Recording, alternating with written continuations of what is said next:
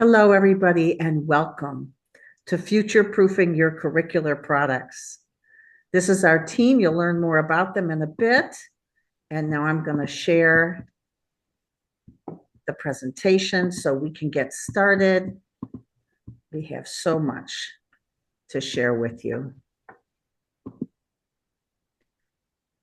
So the session is called Future Proofing Your Curricular Products. New learning resources for improved outcomes. And it's being brought to you by the Changemaker team from Change the Chamber. They are part of the initiatives, a very strong component of the U.S. Partnership for Education for Sustainable Development. And then we also are bringing this to you from the SDG Publishers Compact Fellows. They are part of the Higher Education Sustainability Initiative, and that's also known as HESI. HESI is made up of 10 United Nations agencies collaborating with higher ed networks for sustainability and key experts from around the world on how do we educate for a more sustainable future. So let's start. Of course, we want to say welcome to you. Please come into this world of solutions to our urgent societal issues and empowering our students and our faculty and our researchers to make a difference and at a scale that they haven't been able to before. I'm Deborah Rowe. I'm president of the U.S. Partnership for Education for Sustainable Development. I've done that for 20 years. Also was a professor of renewable energy technology, energy management, and sustainable development for 42 years, and taught in other areas as well. I'm also co-founder and facilitator of the Disciplinary Associations Network for Sustainability. That's another one of the co-sponsors of this event. You'll learn more about them. And co-chair of the HESI action groups. I just told you about the 10 UN agencies and the Higher Ed Networks for Sustainability. That's HESI. And we have action groups that you'll be learning about that are bringing this to you. And then we have Tony Passano and Aaron McLean, both fellows of the U.S. Partnership for Education for Sustainable Development, and Hannah Els. Hannah is a fellow of one of our action groups at HESI and also works at Cengage. So a little bit more on this HESI Sustainable Development Goals Publishers Compact Fellows. We're a multi-stakeholder group designed to support publishers who have signed the compact and those who haven't but are moving in that direction, and then just those who aren't yet engaged in the Sustainable Development Goals, and empowering all of them to take actions to make a more sustainable future and help meet those Sustainable Development Goals. The compact itself came from the UN Publications Office and the International Publishers Association, who joined forces to put together a Sustainable Development Goals Publishers Compact. Over 200 companies have signed on, and we knew that they needed more than what they could get just from the 10 points of the compact. So for a few years, the SDG Publishers Compact Fellows have worked on systems change. The idea is that we need to fill in this gap that exists between academic publishers, their editors and researchers, and the other side of the gap are the practitioners and policymakers who could really benefit from what's being published in the world of academia, but don't always have easy access to it or knowledge of where to find materials. So to set up processes and systems change that will help facilitate the journey towards a publishing ecosystem and an academic ecosystem that better addresses societal sustainability challenges and supports human progress for all. So it's under the aegis of the Higher Ed Sustainability Initiative. It's one of our action groups, and the fellows operate as both a think tank and an action group. So you can go to their website there. We'll be putting that into the chat for you. But also you can contact us at that email. We have another action group of the HESI initiative, and that is Education for Green Jobs that we also run. We have extensive information on workforce development and green and sustainability skilling. Another group that's bringing this to you today is the Disciplinary Associations Network for Sustainability. This is an informal network. It's 20 years old, started out of the U.S. partnership, and our members are mostly academic societies. You can see some of them there. We didn't write out the whole official name, just gave you the different academic areas. This is where educators go to learn what to teach and what the norms are, the standards for the major, the criteria for accreditation for their programs.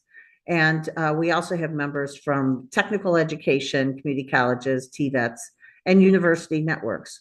All of them for the last 20 years working together on how to integrate sustainability knowledge, skills, and engagement and solutions into all these different academic areas.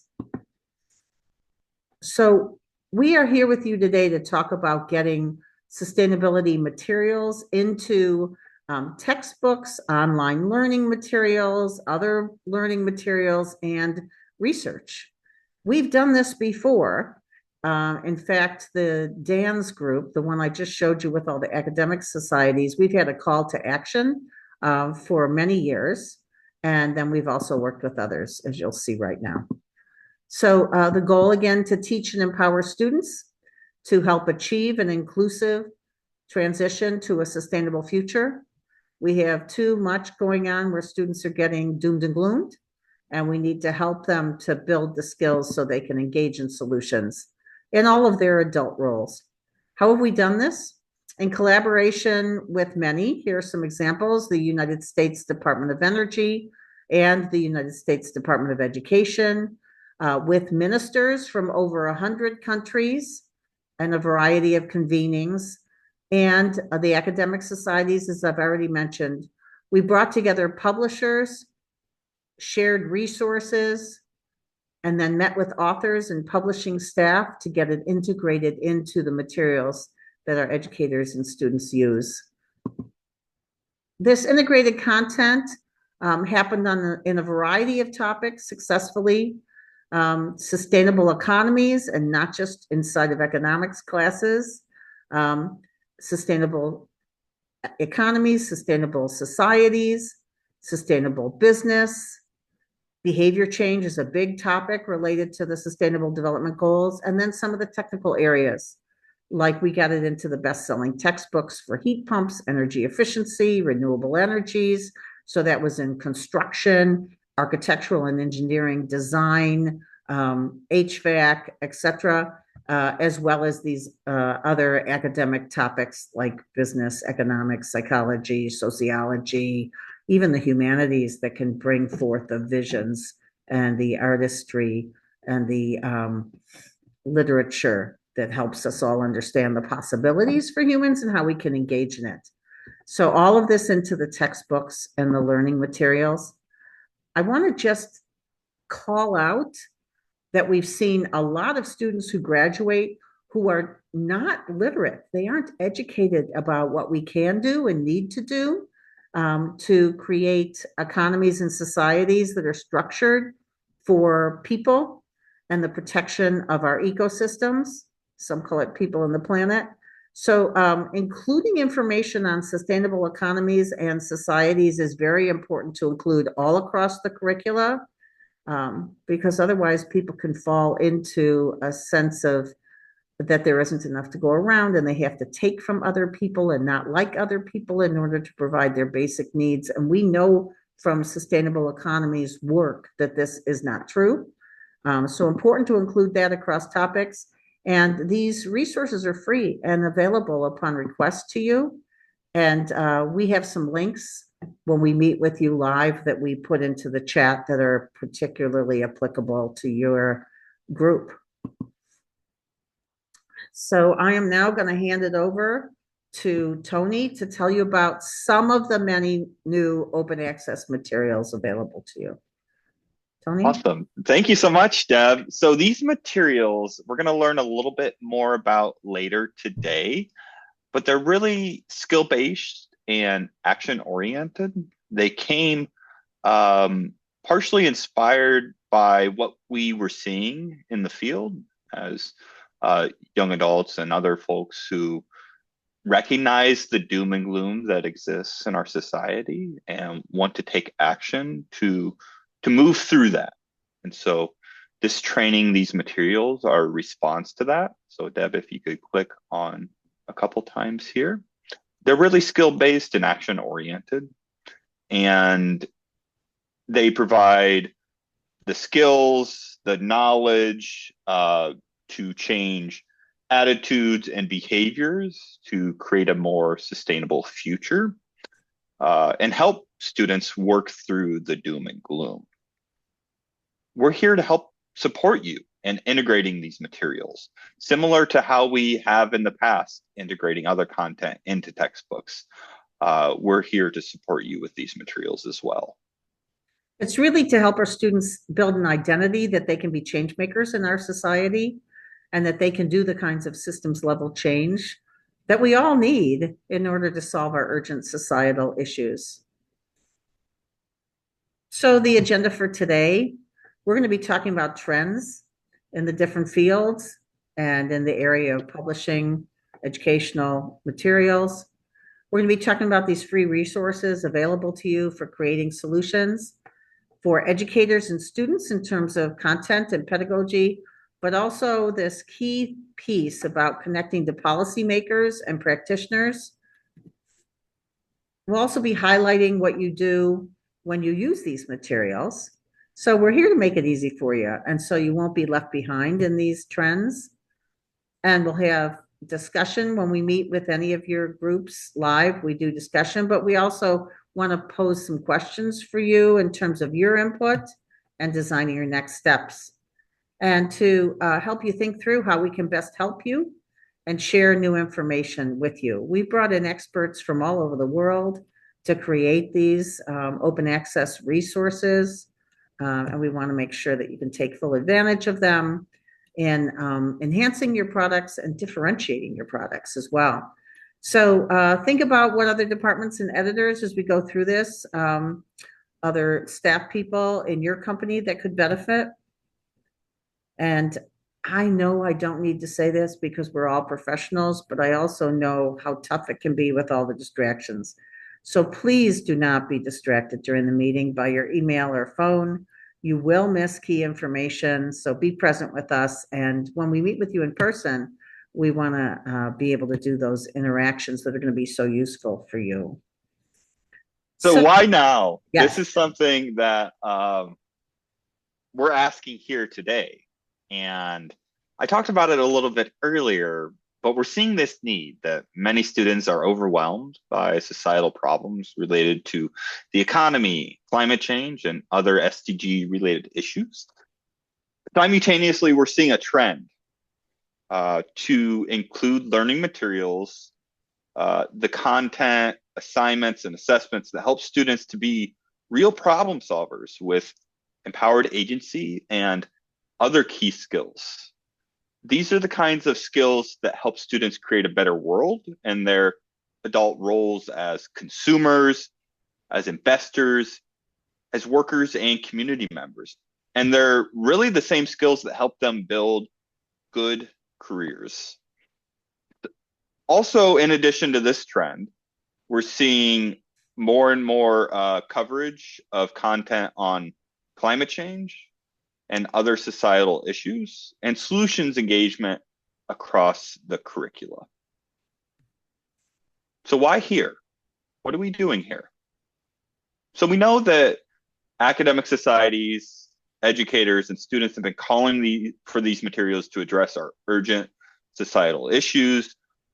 We know that they want to work through this doom and gloom as well to be able to envision positive possibilities for the future and participate in these solutions. We also know that the focus has been on educating students to be resilient and effective change makers to build a greener and healthier future. And why you? As a publisher, as an educator, as a policymaker, you sit in a unique and powerful position to help address the problems facing students and the broader society. We couldn't imagine doing this without you. I want to congratulate you for all that you've done. Just the fact that you're joining us here today shows that you care about these kinds of topics. And there's likely so much that you've done to help create a sustainable future. We couldn't imagine doing this without you, though.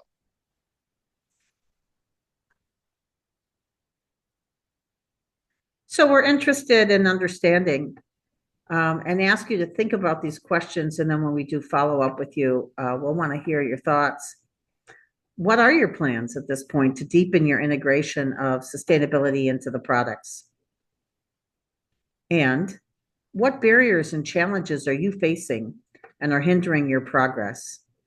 And to just give you a sense of how we can address these things, we've been working with clean energy and other types of ministers for over 100 countries, where we've asked them what their barriers and challenges are to creating inclusive clean energy and green economy transitions. And once they identify the barriers, we have such extensive networks that we can share with them strategies and tactics to overcome those barriers. And we've done that with groups such as yours. And then finally, what needs do you have to move forward education and actions for a sustainable future? So please maybe take a picture of this slide. We'll be sharing with you the slides, but to take it with you to think about these answers so that we can help you move forward.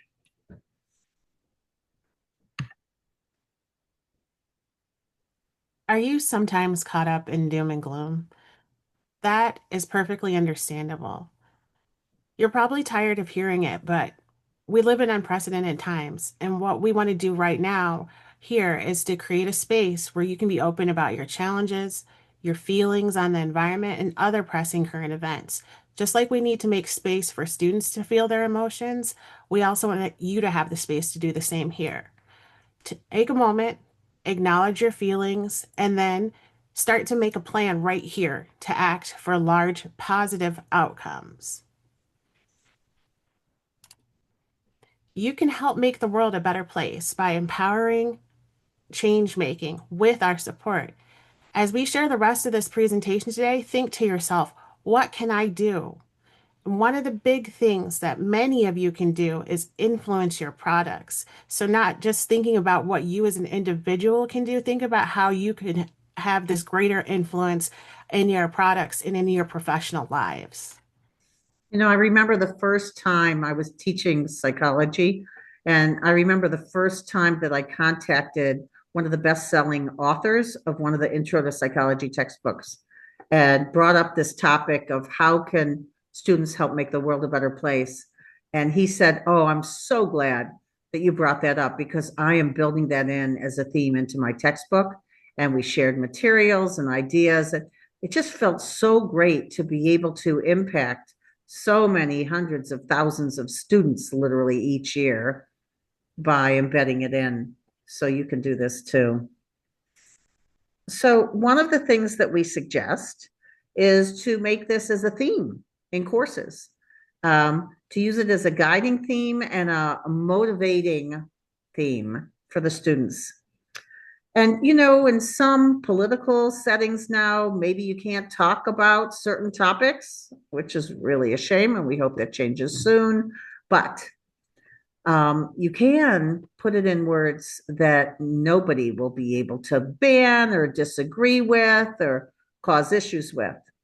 So we love this question that educators can pose every week in every course. How can we use what we're learning to make our communities, our country, and the world a better place? And often students don't think in terms of that. And so posing the question each time, having some discussions about it as they teach the content, we have found improves learning. I'll show you more about that in a bit. Reduces problems with retention and just gets students more motivated, excited about coming to class. We've heard it, we've studied it. It's really a great piece. So, look, we know that countries are on board with this. The Sustainable Development Goals, if you look at them, are really about the components of making the world a better place. And over 180 countries have subscribed to this. And so they hit governance, environment, economy, society, and all of those issues can be brought up in these learning materials. You can even do it in a math class because we've done that. But you can do it in all the different academic areas. So the theme that we've talked about, how can you use what you're learning today to help make the world a better place, is great, but you don't want it to just be an interesting conversation. You want to emphasize engagement and solutions and making a difference in society. And research shows that this works. So engagement in solutions, engagement in communities and societal solutions that use course concepts and say, how can we use these course concepts we're learning to help make the world a better place, to help make our country, our communities a better place? They yield greater learning and increased graduation rates. In K-12 schools and community colleges and in four-year institutions, those are just some of the citations. And it's really powerful. And you can see the dates on those. This knowledge has been around for a long time. We worked with all of the STEM disciplines in creating information, a beginner's toolkit, a self-reflection assessment on how to be a change maker, on content materials for each of the STEM disciplines. We have all of those to share with you. So now over to Tony. Absolutely. Thanks, Deb. So one of the things I want to talk about before I get into these specific modules, these resources here on this slide, is coming back to that theme that Deb mentioned earlier. How can we use what we're learning to make our communities, our country, and the world a better place? To be able to answer that question, students need the skills, they need the knowledge, they need the resources to be able to actually answer the question and bring that future world into reality. So that's part of what we're doing here. These modules, they cover content that's really relevant to young people who want to make the world a better place. And they can be easily integrated into all courses. You can choose which parts within and across the modules are helpful to use in your projects or in your products. They're modular, they're open access.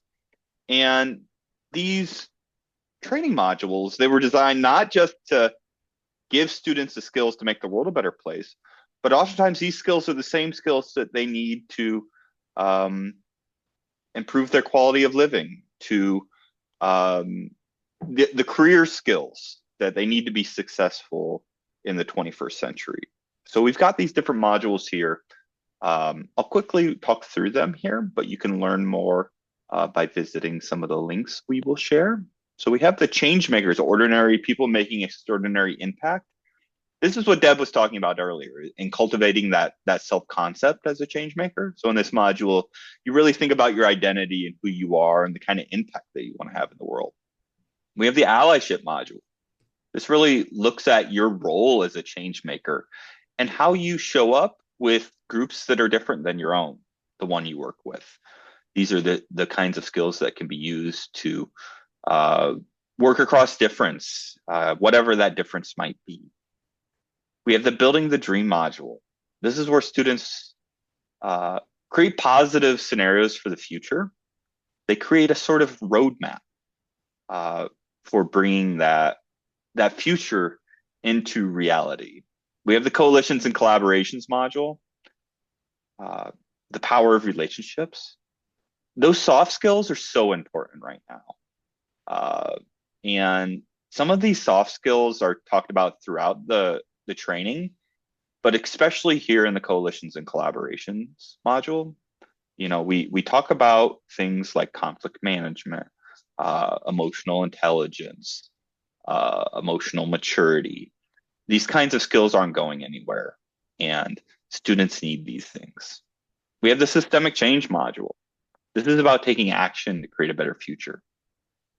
What are the different strategies and approaches for bringing about large scale systems change? These are discussed in the module. We have the beyond doom and gloom. Again, this goes back to that whole idea of students and other folks being caught up in the doom and gloom that exists. And so this module provides strategies, tactics, and different resources for really cultivating emotional resilience, emotional intelligence. Finally, we have the communication module. This is about change making in your own words. How do you take these ideas about systemic change or about your change maker story and put these ideas into action? How do you communicate these to different groups, different stakeholders, decision makers, or in different formats? You'll learn some of these skills here in this module. And we're going to get a little bit more into detail about some of these specific soft skills or these emotional based skills in the next slide. But I just want to say that we're here to support you in integrating these materials. And you can find us, you can contact us with the email in the bottom right hand of the slides, betterchangemaker@gmail.com. And after that plug, I'll pass it back over to Deb. Thanks.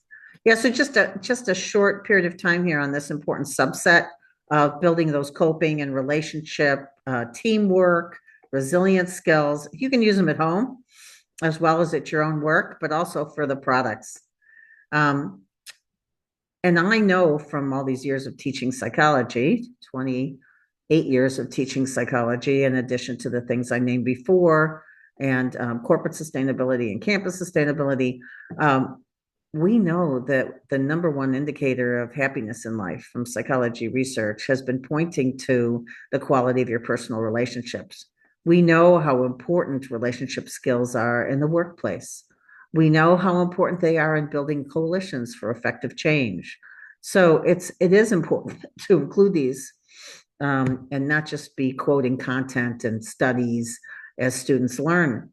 Give them a chance to practice being change makers through the assignments that you give them while they're students. And what I love about this is that the students came to us, right? We run an international coalition of students who work on climate change and other sustainable development goals.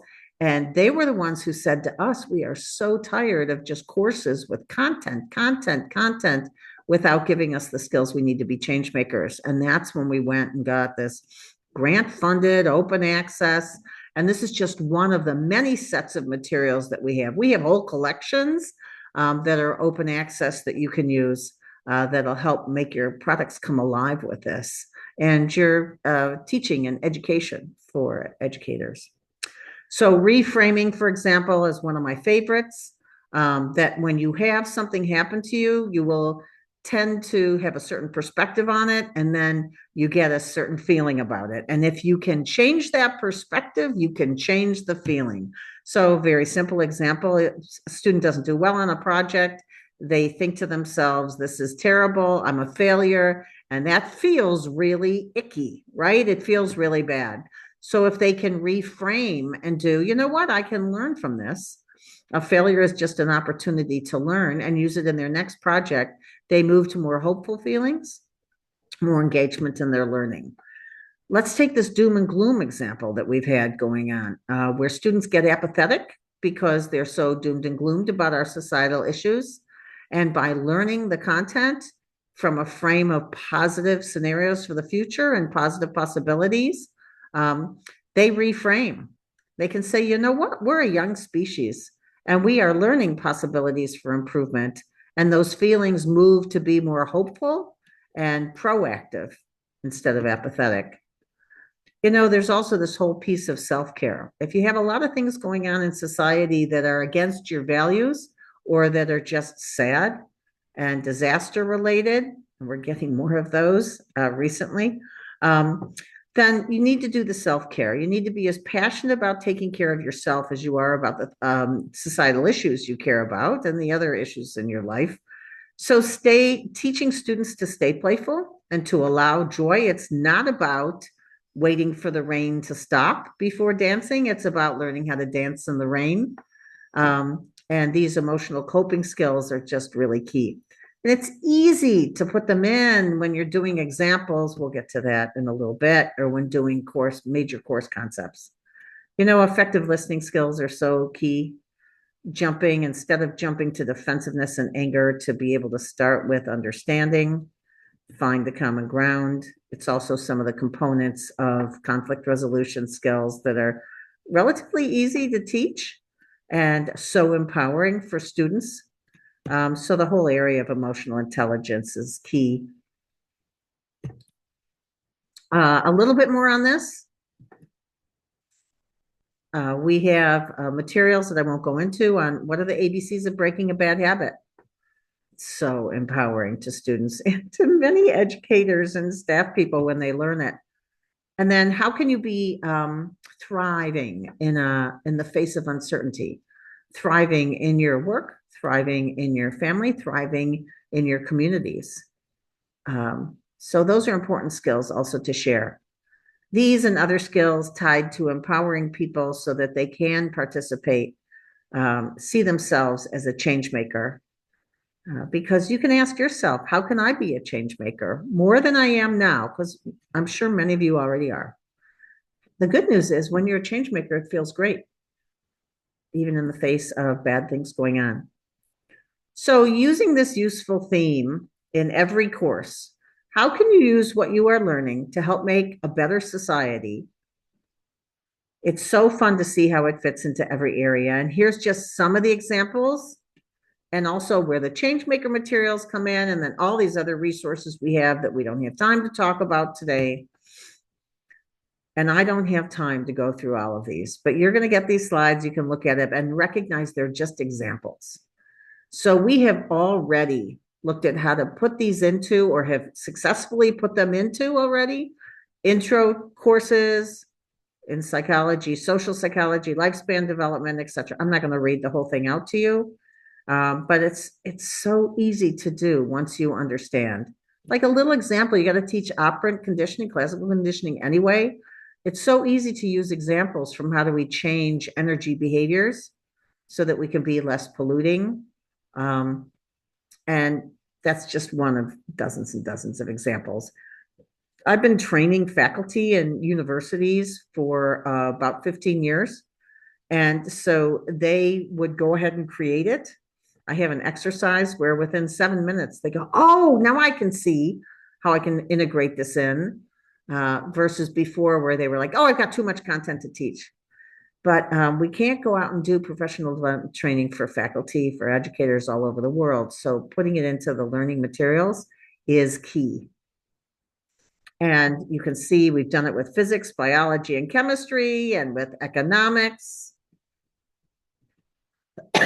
We've also done it in the areas of political science, engineering and technology courses, and in the humanities. I just got to tell you that I could have listed all of the different academic areas, but these are just some examples, and really look forward to sharing more examples. You give us a set of learning materials, textbook or online, whatever it is, course cartridge, etc., assignments, test questions, and we can show you how to integrate this in. So now I want to move on to what ideas do you have? And somebody else is taking this besides me, is that right? Yeah, it's me, Deb. I wanted to say something quickly about the last couple slides. One, I really like the example that you give oftentimes about, I think it was the calculus textbook of all of the, or the math textbook of all of the examples being related to sustainability. There's different and creative ways to integrate this content in. And some of the worries that we hear from educators is that I don't have time to do this. I have a lot of other competing priorities. But we also know that when you do integrate these things in, students respond, and that is incredibly impactful. And it is worth the time that it might take uh, to create a more engaging learning environment. Um, Right. and so, really thinking through what are the ideas that you have to integrate these materials, to promote these materials, to educate and motivate students how they might make the world a better place. So if you're with us here, just take a few moments and think about this question. Write down your ideas. If you're watching this recording after the fact, you can even pause the video right here and write down your thoughts. You can send those thoughts to us, and we're happy to follow up to engage in a deeper discussion about how these materials might be integrated into your products and processes. And we've just shown you a small slice of all the materials that are available as well. But we want your thoughts. It helps us understand what your front edge is and helps us explain with you the processes that we use to make it easy. So you can make it much easier for our education to be more relevant to students, more engaging, and more important for addressing our urgent societal challenges. Great. So author guidelines. You know, we always look for what are the ways to change the system so it happens automatically. And one of our favorites is author guidelines. And so the HESI, SDG Publishers Compact Fellows Group, compiled guidelines that are designed to help authors create learning materials that support the Sustainable Development Goals. And once again, you can use the Sustainable Development Goals officially, or you can just use the components of making the world a better place, because these are generically acceptable in all areas, encouraging learners to engage with real world challenges and foster critical thinking. And by incorporating systems thinking, authors can help educators and students explore how these issues like climate, equity, education, reducing poverty, reducing hunger, protecting the planet for present and future generations, and so much more that come from the Sustainable Development Goals. There's 17 of them, right? So they're fun and easy to integrate in. How that's all interconnected, building the understandings that are needed to drive meaningful and long-term change. So we have a link to author guidelines that we can share with you. I mentioned that we received a grant and we worked with the STEM disciplines and psychology, and it was called Sustainability Improves Student Learning. And it has the key components of quality sustainability assignments. It's got hundreds of learning activities. It's got the beginner's handbook, as I mentioned. And it's been great to see how it improves performance of learning and leads to higher retention as well. There's another international nonprofit that's been working on all continents except not Antarctica.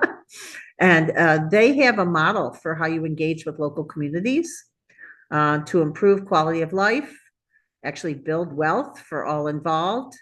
And so they have lots of free materials. They also have a project library. And we've been so impressed with them. We've worked with them for a long time. So that's just another set of materials. And now I'm going to hand it over to Hannah, who is one of our fellows in HESI and also the author, the main author of the Publishers Compact rubric. Hannah? Thank you, Deb. Yes, so the SDG rubric was created, as Deb mentioned, part of this fellowship in a small group. And the goal of this rubric is that it is a tool to evaluate a textbook's and other related learning materials coverage of SDGs. So again, the goal is to identify areas in the educational materials that can be more inclusive of and aligned with the SDGs from the beginning of the revision process. So this is really looking at changing the way that publishers approach the revision process and really think about sustainability as a key component of that revision. So the rubric itself is organized by the 17 SDGs, each with 4 evaluation criteria based on the SDG indicators. The organization of this rubric is loosely based on other evaluative rubrics used by publishers to ensure content quality. So while other existing rubrics might focus on things like inclusivity, accessibility, or intentionality of the textbook design or educational material design, this rubric highlights the publisher's commitment to securing a sustainable future for the students they serve. The idea being, this is something that students care a lot about. So we should make it a bigger priority in our revision process. To give a little bit of a detail about how you can use the rubric, once you have selected some representative learning content that you want to evaluate using this rubric, you'll read through the criteria to identify what you should be looking for as you conduct your review. The 4 criteria are the same across all 17 goals, so you only need to look at one of the goals criteria to understand the flow of the full rubric. And then for each goal, you'll want to fill out the improvement plan that captures your preliminary ideas about how to improve the content related to that goal. The improvement plan is really emphasizing taking action as evidenced through the simple scoring scale of address now, address later, or no change. The rubric will provide more details on how to approach your scores. We don't want you to have to go outside of the rubric to complete the rubric. So it's meant to be an all-encompassing tool. And so I hope this tool can prove useful for you. And of course, if you have any ideas for improvement, we're always looking for feedback on how to improve that. But yes, that is the rubric. Thank you, thank you. And just so that you know, there are multiple publishing companies who have fellows in our HESI SDG Publishers Compact Fellows group, and they all reviewed this for ease of use, for how can you quickly do this work, and enhance your products. You know, a lot of this also turns into increased adoptions because we have all sorts of networks where we can then get out to the educators around the world what you've got. So that's something that we can talk about as well if you happen to be a publishing group or an author as you listen to this. So, you know, you are a resilient force for good, right? I mean, you just are. And you have power. And I'll hand this over to Tony. Is that right? No, it's me actually. Oh, okay, Erin. Sorry. So yeah, as Deb was saying, you are a resilient force for good. And what we want you to take away today as we start to wrap this up is what are you going to do that creates the infinite good you want to see in the world? What are you doing at home and your communities, at work, in the products you produce? What are you doing to create this change that you want to see, but also to sustain that change? So take this stuff, take all the stuff that we talked about today and use it to as like a rubric for your applicability for how you're going to make these changes, lasting changes, things that are not just you subscribing to a trend, but understanding where the need comes from. I want to say congratulations from all of us, not only for what you've already done, but even more importantly, for what you will be doing next. And to think about what those next steps are. I mean, on one level, if you happen to be a publisher, this is pretty easy. You look at what your update list is or your new products, and then engage with us, and we'll help you walk through it and share with you the materials. We can meet with the authors. We can meet with the learning designers, the editors. If you're an educator, we've got so much additional materials for you that we can share. Whatever your role is, we can give you resources and tools. They're all free so that you can then make a difference. Okay. We would love to build the longer term relationships where we engage with you ongoing. We like to focus on some of the best selling products so that we can get it out to as many people as possible, as quickly as possible. But of course, we're willing to work with each of you. So congratulations. And we look forward to hearing from you. Any final words from anybody? Oh, I just wanted to thank everyone for joining. And if you're still listening to the recording, thank you for sticking through. Again, you can contact us, betterchangemaker@gmail.com. And I also want to thank Aaron and Hannah and Deb for putting this together. Yeah, that's all I got. Okay. Thank you.